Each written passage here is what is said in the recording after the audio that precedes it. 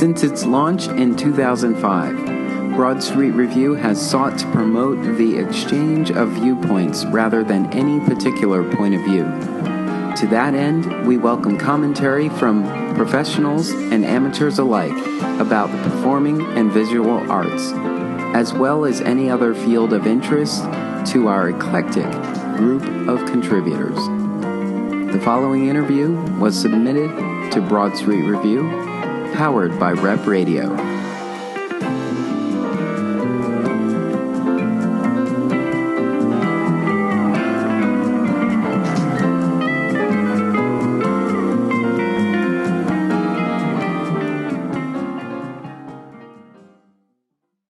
Welcome to Rep Radio. I'm your host, Darnell Radford, and today I am in the echoey but colorful and warm. Warm. Very welcoming. Welcoming. Lobby at the Drake. And I'm here with Interact Theater Company to talk about the current production, Marcus Emma, which is written by Mary Tuomanen, who is across town doing another show, Hello Sadness. She's just crushing it. Her work is just inspiring the community as we speak. And today I'm here with Akeem Davis and Susan Riley Stevens. Mm-hmm. So welcome to Rep Radio. Thank you. And Akeem, welcome back to Rep Radio. Appreciate it. Our old friends now. So I had the fortunate pleasure of experiencing Marcus Emma last night, and the first thing I wrote down is Susan, language. Language. That's funny because that's what I say every night. Oh, Susan, language. I was explaining to a coworker today the experience, and I said I didn't know anything about Emma Goldman at first, and quite often I'll think about a production and say, like, I wonder if somebody's going to feel left out, that they don't know about these characters historically. Are they going to miss something, or are they going to feel like, oh, that's not for me because I don't really know who they are, so I can't go in there and give myself to this. But that wasn't the case here. I think there's enough of it. There's enough of everything to kind of give you a sense of who these characters are if you don't know them, but also give yourself to the story and realize it's dark, it's a different take, it's funny, and this is obviously not how it actually actually happened. Right. But yeah, so tell us about. So Marcus Emma is about Marcus Garvey and Emma Goldman. And so tell us a little bit about those two figures first, and then we'll go into the piece. Sure. Well, I'll just say that we each of us have a bit of biographical information, but mm-hmm. but we try to mine more about their doctrine, so we could probably talk more about we can both talk about the Black nationalist movement or the anarchist mm-hmm. movement, but yeah, Marcus Garvey, a man from Jamaica who was an aspirant, talented young man, and because of lack of opportunity, really was an international figure. So he left Jamaica early in his life, tried to do some work in Central America and London, and then he came back to Jamaica, and because of lack of opportunity again, he came to America. He was really impacted by the sort of New Negro movement. He wrote letters to Booker T. Washington as a young man, and ended up being a leader of the Pan-African movement, which is the idea that all Negroes come from and belong to Africa, and essentially all Africa is all around us. And Africa at the time was a big idea, a big political idea about like being black was connected to Africa in a way that is different mm-hmm. right now. They weren't saying African American then; they were saying Negro, and so the play we find him at various points in his career, both strong and weak, and fading and fighting for his cause, and the play sort of sets him in this strange, imagined conflict with Emma Goldman. Yeah. Okay. I really love how Akeem said we probably won't speak much to the historical people themselves, and then proceeds to speak eloquently. Our listeners are and taking notes right now. on the historic figure of Marcus Garvey. Wrote it down. It's also on the wall here too. So when you come to the lobby, you can get a little education before you walk in there. That's good. Well, thank you. Oh, and so now he's going to feed me these snacks. But Emma Goldman was from Lithuania and came to America to. She took up with a crowd early on, like right away, got involved in the socialist movement in New York, and really, I think, found her family, found her voice. She was an anarchist who believed so strongly in the ideals of anarchy, so extremely that that violence was not out of the question. She proved that in many different ways. So she was fairly extreme in her views about anarchy, but also free love, also about birth control, and she lived it as she preached it. That's for sure. And so yes, there's something about this play that has a bit of a no exit quality to it, in that no, these two people did not historically ever meet, but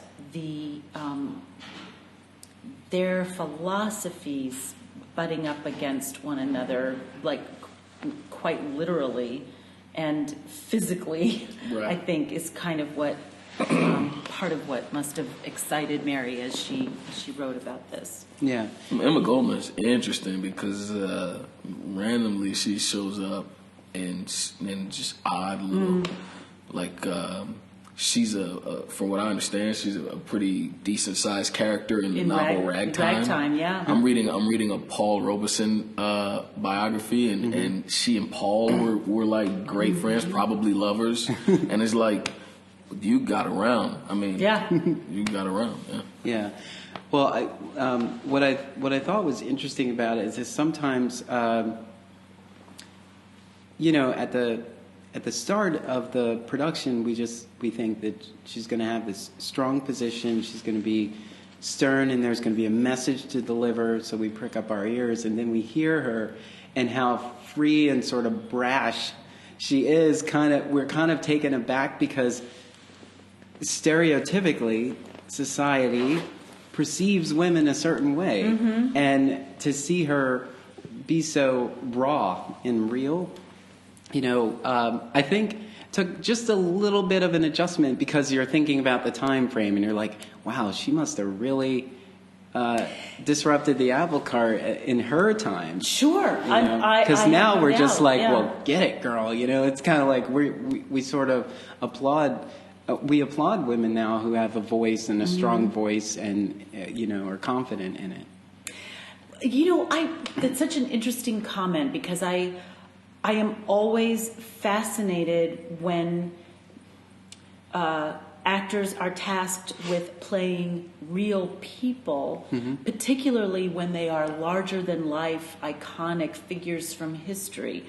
And I think there is this perception based on the customs or what we know of the time that their behavior is somehow less than or more than human, when in fact human beings have always been full three-dimensional characters and full of all the flaws and profundities that they are today. Yeah. So I guess I'm always interested in trying to find all of the characteristics of somebody. Now, with Emma Goldman, she really was all of that, and probably more so. I mean, that's the great irony, is that I am not like that in my real life at all. So there's something, I suppose, a little liberating about it. Although I don't mind telling you, it scares me every night, because she lived that fully, I think, probably every moment of her life. Yeah. And it's not that I don't, but I express it differently. I wonder if she was more free. I wonder if she was more free because that's how she lived, or did she have if there was some sort of struggle because she was so outspoken? Well, she certainly made her enemies. There's no doubt about that. And I don't think it's, and so I don't think it's any accident that I never studied about her in a history book. Or if she was there, I must have missed that day, because those kinds of people, but particularly women, are not, I don't think, necessarily well represented in our textbooks. That's the thing about history too. So, we've been complaining about the quality of learning resources in schools for years. Yes. So we would of course have to think that this history book was edited in such a way. This is why every time we hear women speak their mind, it's sort of like for a second you're just like, whoa, yes, you're just being human. We just never documented that part. Right. Or we didn't document that part heavily enough. For some reason it was just edited and made to think that, and people in general, they think they're one way instead of saying like, no, this is how it is, kind of, so it's always, I think that's why in that thought I don't know, I would be interested to know how many people were in the theater last night with me and really knew who Emma Goldman was. Right, right. Or maybe just knew the name Marcus Garvey and said, kind of like, oh, that's in that list of African Americans who were fighting for like equality and freedom, and so on. So they have this very surface knowledge, and that's partly because we didn't learn that much about either one of them. That's right. And then there is the added fact that these two people were deported. I mean, there is to some degree a bit of a whitewashing of history when you figure that this wasn't that long ago that these two people lived. I mean, this isn't even like, founding fathers history, and that even, relatively speaking, this is, not even 100 years ago. Right. So that's shocking to think, really, that it's not so much that I think these two people are forgotten as much as they were a bit erased from the American history of that time period. And so I, for one, am sort of thrilled just personally to find out more about them through being involved with this production. What were your first impressions of the piece when you read it the first time? Were you alone when you read it? Did you read it all together? What were your first thoughts? I was introduced to a draft of the play maybe in 2013, maybe in 2014. I'm not sure. Ooh. But Mary told me she had written something and asked if I would come read it, and I went over to her house, and I think Becky Wright was there. She read Emma, and Chris Davis was there, and we read this play that was an early draft of a sort of argument / affair between Emma Goldman and Marcus Garvey. Of course, I had never even heard of the name Emma Goldman. It was a non-person to me. Yeah. And of course, I knew so much about Marcus Garvey. I mean, Marcus Garvey, Malcolm X, Carter G. Woodson. These people are patron saints of mine. Even the biographical stuff that I don't know, I make up for in just the esteem that I hold people like him. And so I knew about Marcus Garvey, and from that point, I thought it was an interesting conversation because I really thought that it was a conversation about at the moment, like the 99 percenters versus the 1%, and the Occupy movement was really, really hot, and the Black Lives Matter movement had started to grow a little bit, and I just thought, a great argument. I mean, it's a great conversation. Can the Occupy anarchist movement have intercourse with the Black Lives Matter movement, black gold movement, and so I just started pouring in my thoughts to Marion over about 2.5 years later. Here we are. I want to hear what Susie thought when she first. Well, because I came to see before Susie had even read it. Yeah. Interact said that they were going to produce it, and I came. We were at the opening for the Nether, which Greg is in. I want to break the news. Susie and Greg have a baby together. That's Susie. and we're married. And they're married. Oh yeah.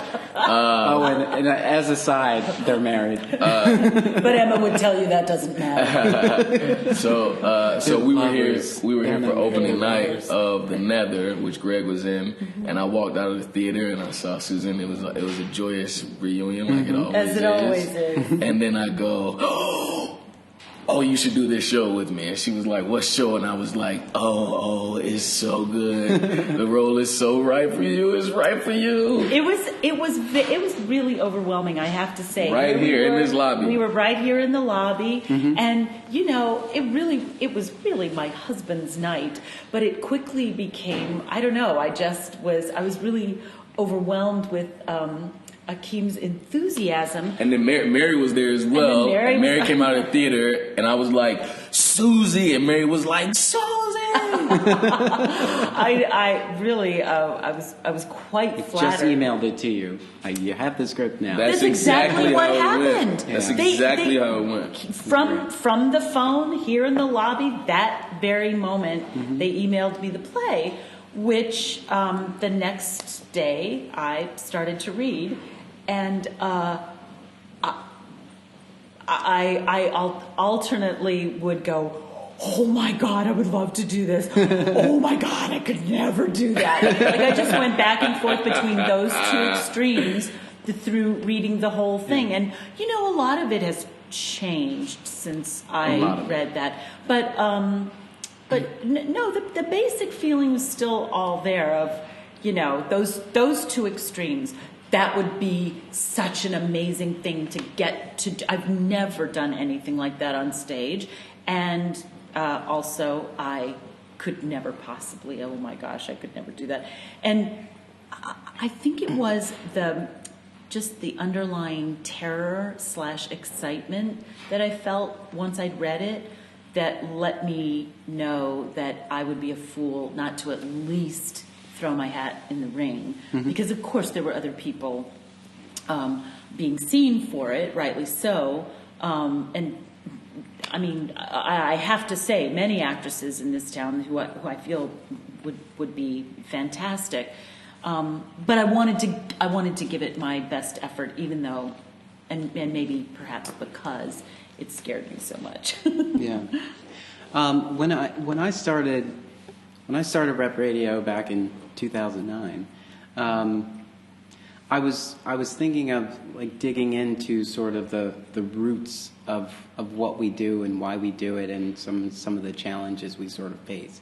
And earlier on, I was figured there's a listener out there who goes to see a show and if a show has sexual situations or has nudity in it probably wonders how the artist prepares for those roles. And I was thinking that, yeah, of course we have to think that because as we're experiencing it, we're thinking like, so was it in the script there organically? Was it there, and what were your thoughts about it then? Was there any kind of apprehension when you came across those in the script? It is in the script, and yes, huge apprehension. I mean, I think my feeling was, I'm speaking just for me, but my feeling was, I've always felt this way, and I teach and I say this to students. I think acting at its heart is an act of generosity and courage, in its, really in its purest form. They're not all like that, but at its heart, I think that's what we strive for, and it would not. I would not serve the play if from the get-go, before we even got started, I started saying, well, here's what I won't do. Here's my restriction. Right. I mean, if I felt that way, then why would I? Then my feeling is, well, then say no to the play. I mean, say no to the project from the get-go. Don't even audition for the project if you already feel from the beginning, well, here are things that I will not do. Yeah. And if there was something like that, then I guess I would. But because, as I said earlier, I was excited and scared, then I think I would be a hypocrite if I came in and said, I'm really excited and scared, and here's what I won't do, just to keep my comfort level, in the normal range. I mean, that's a no right off the top to a project that who knows what it could be. And I love and trust Akeem, and I came to love and trust Becky as well, and I knew Mary from before and felt that way about her, and I just felt like if I come in with an open mind, I'm sure we will find what is appropriate to the project organically, and no one certainly was going to force me to do something that I didn't want to do. So knowing that, allowed me to be more courageous. That being said, of course, I mean, it's yes, it's a mountain every night. It's a mountain to climb every night, and that is certainly part of the journey. I said in a recent interview that when you're working with a young actor, you just sort of whisper in their ear and say, "This is your house. They're your guests, and you're welcoming them in. You're as comfortable as you would be if they had just came into your house, where you know where everything is, you know where the most comfortable spot is, it's at the right temperature, everything is right for you, so you're just welcoming them in." And that sort of alleviates the vulnerability that you would have because you're already at home. Right. So you would be comfortable at home anyway, and the only difference is you have guests that you welcomed into your house. Right. So. Right. Yeah, that's a good way of looking at it. Plus, there's the interesting contrasts or juxtaposition, if it's the right word, of a mature body, a young body, a black body, a white body. I don't know if I'm saying this right, but no, as you're looking at it, and the art of it, and how artistically the lighting and everything lends to it all, you just see it and you're just like, that's just beautiful. It's beautiful. Good. Well, of course, we don't get to see that, so that's very because sometimes nice to hear. Sometimes we think, like, is it gratuitous? Right. Is this shock value or anything? Like, is this really necessary? Can we tell the story? But I love how you roll.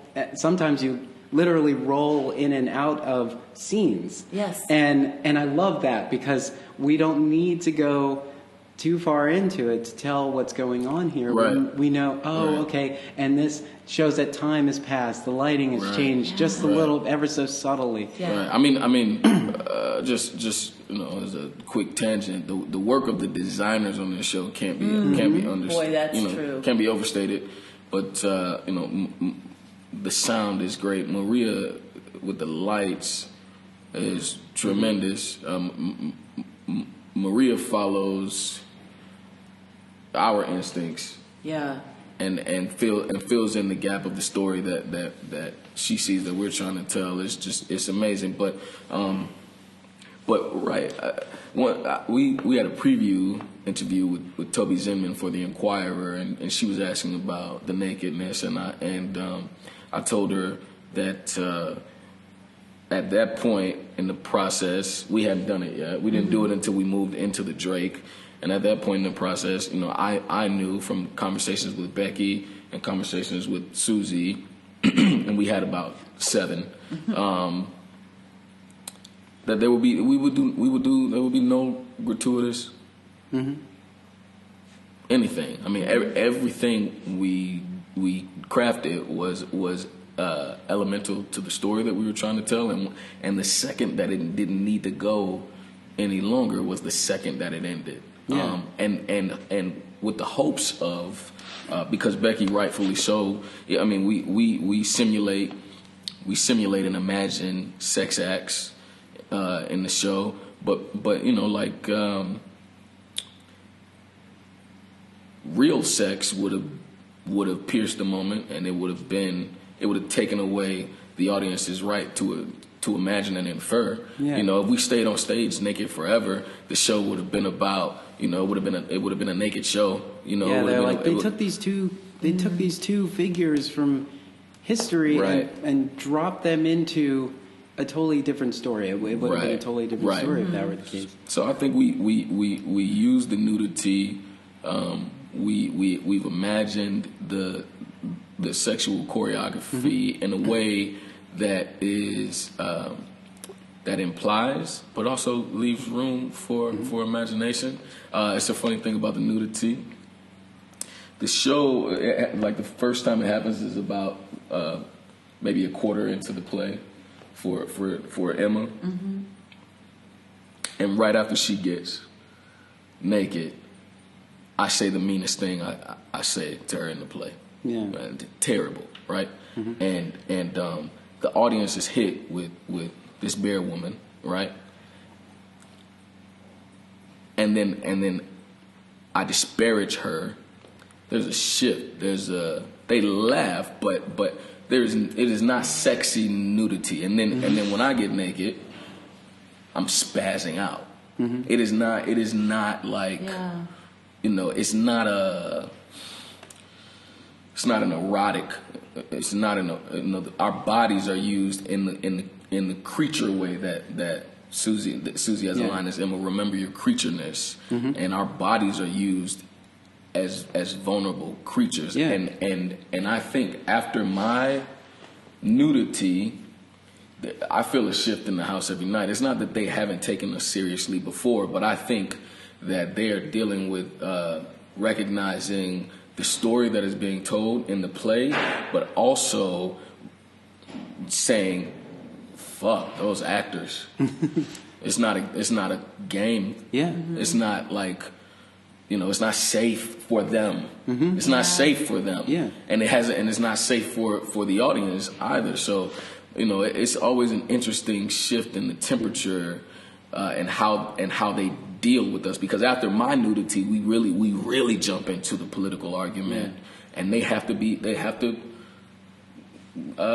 take us seriously. They have to respect us. Emma exposes herself as freedom, right, and then gets knocked down by your criticism. Right. So she becomes vulnerable, and then in turn, your nudity is vulnerability. I'm stripped, but then you come together as one. Yeah. And that moment is long enough for us to process the tension that built up. And that's that's the part that's when you're just like, wow, that was intense. That was intense in sort of a, in a cerebral way. Yeah. Because you're thinking about all that buildup. It's well executed. It's well executed. I feel like kudos, Becky. Every time, Yeah, yes. yeah. I mean, stellar team behind the scenes here.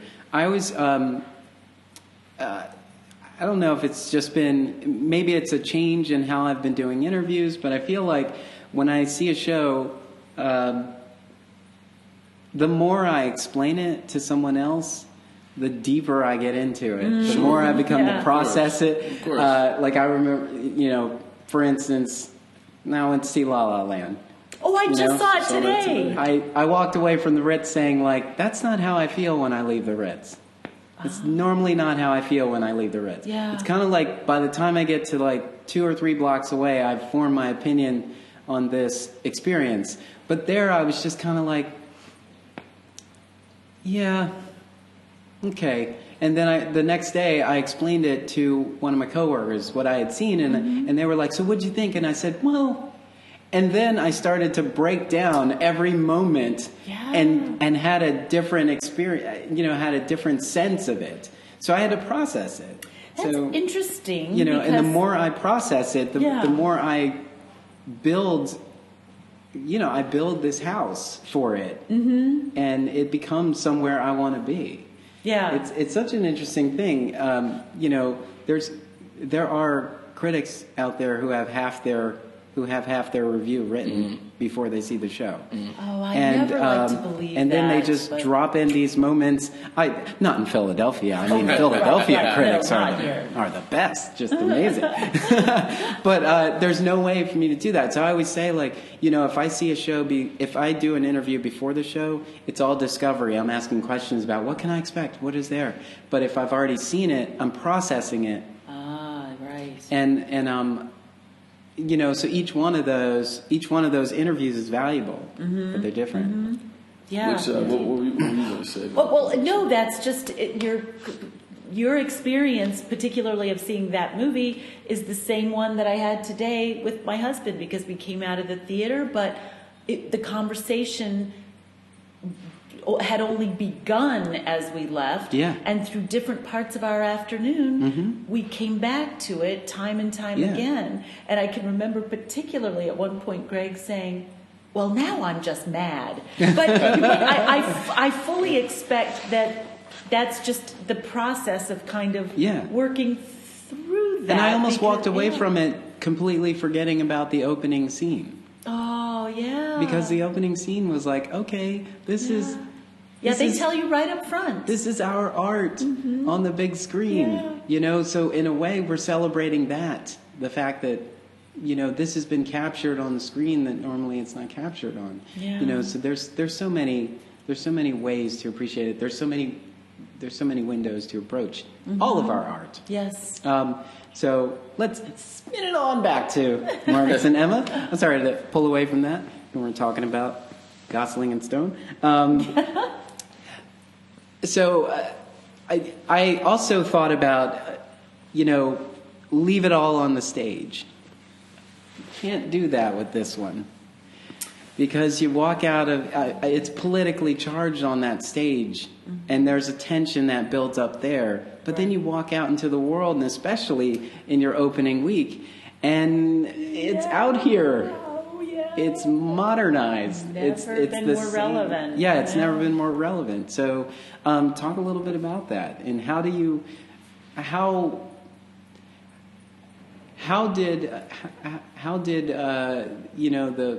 the politics of the day affect rehearsal and performance as you are coming to the theater, leaving the theater, and processing all of that on top of what the story you're telling?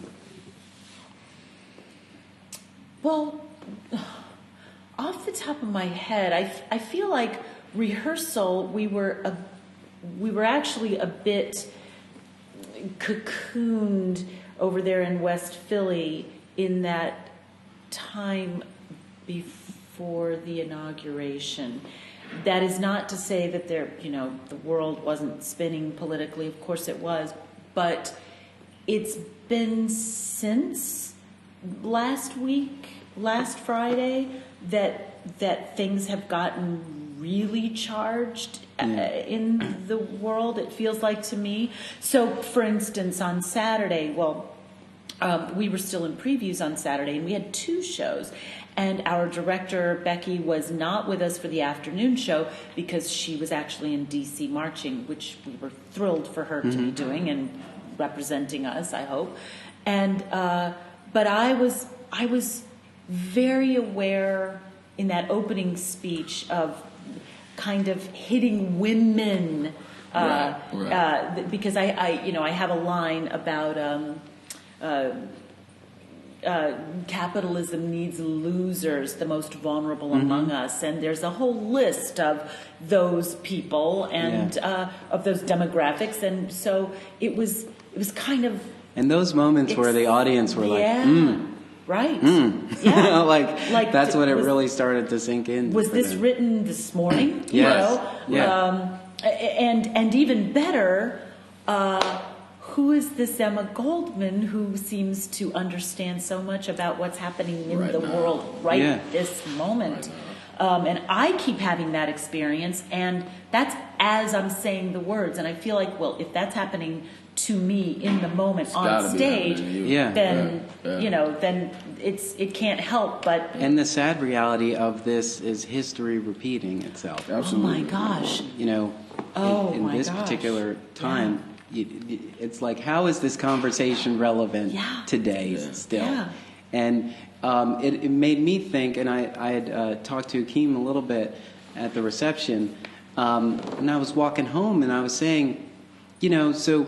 Are we just charged right now? Should we just calm down because we're going to be back here soon again? No.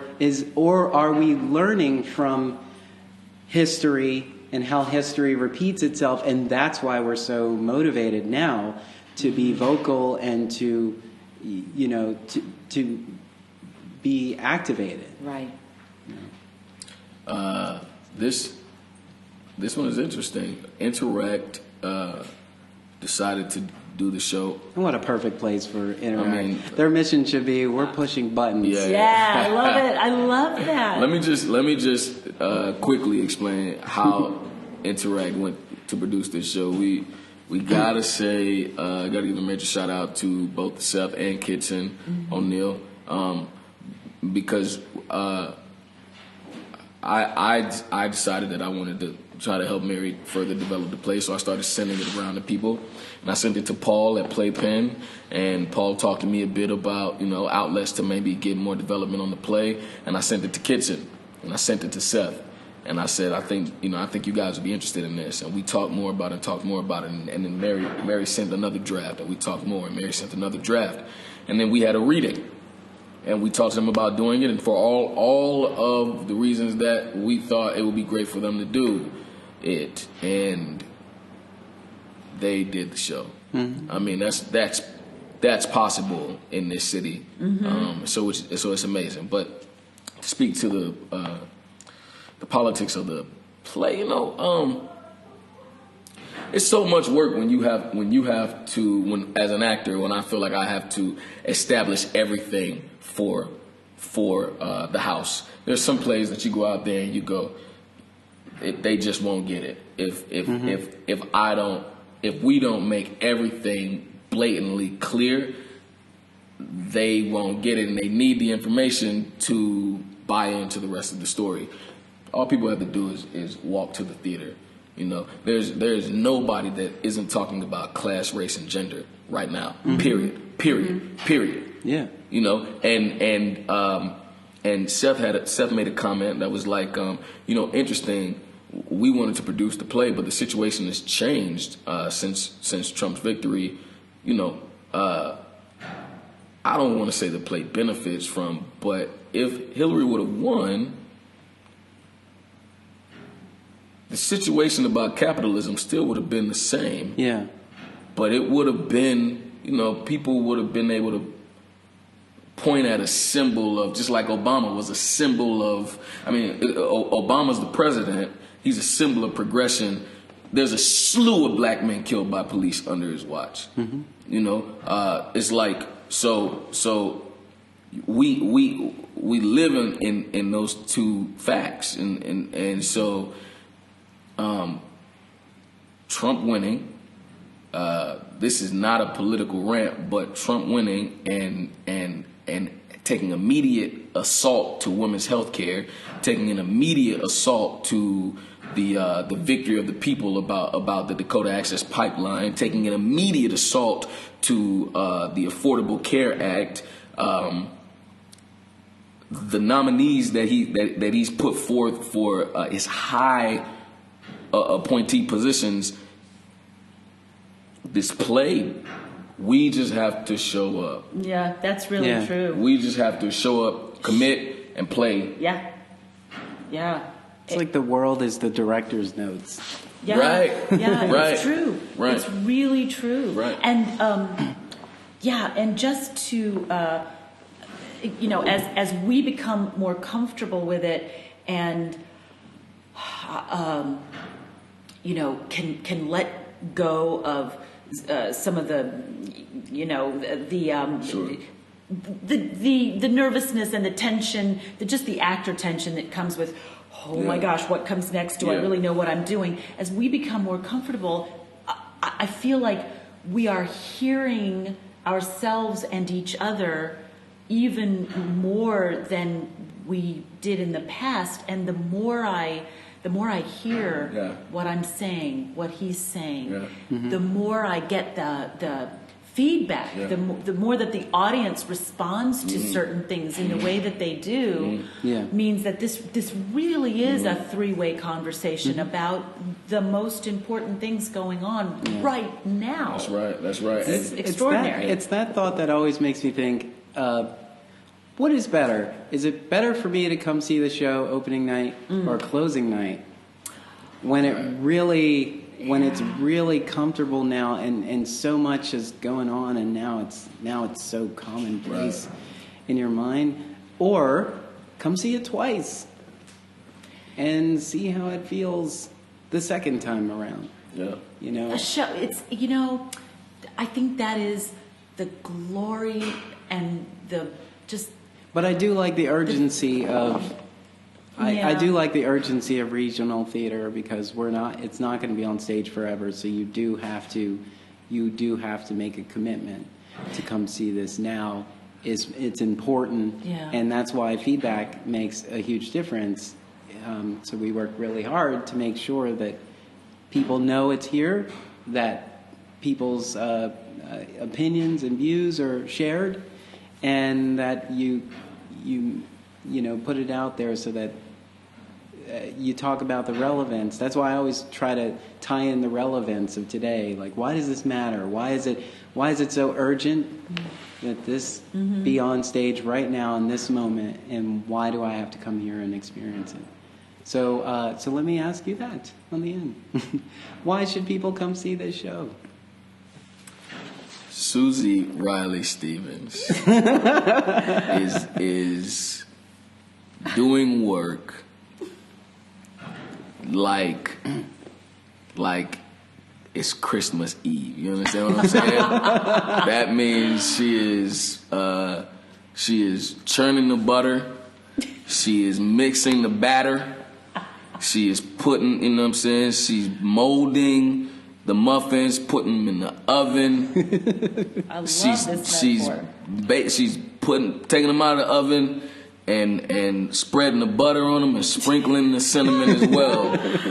Come see Susie Riley Stevens. And Akeem Davis, because if it's Christmas Eve and I get to open one present, it's Akeem. Nice.